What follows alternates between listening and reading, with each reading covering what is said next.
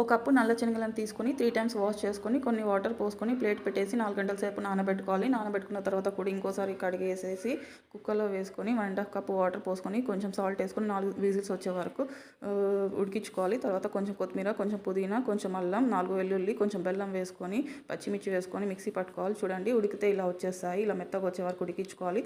తర్వాత ప్యాన్ పెట్టుకొని 1 table spoon oil వేసుకొని ఆయిల్ హీట్ అయ్యాక 1/4 టేబుల్ స్పూన్ ఆవాలు, 1/4 టేబుల్ స్పూన్ జీలకర్ర, ఉడికించిన శనగలు వేసుకొని కలుపుకోవాలి.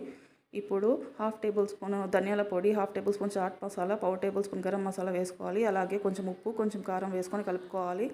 మనం ముందుగా మిక్సీ పట్టుకున్న పుదీనా, కొత్తిమీర వేసుకొని కలుపుకోవాలి.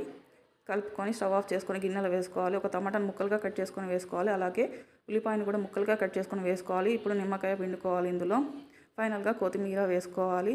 అలాగే వేయించిన పొట్టి తీసిన పల్లీలను వేసుకొని గార్నిష్ చేసుకోవాలి. అంతే అండి, హెల్తీ చాట్ రెసిపీ రెడీ.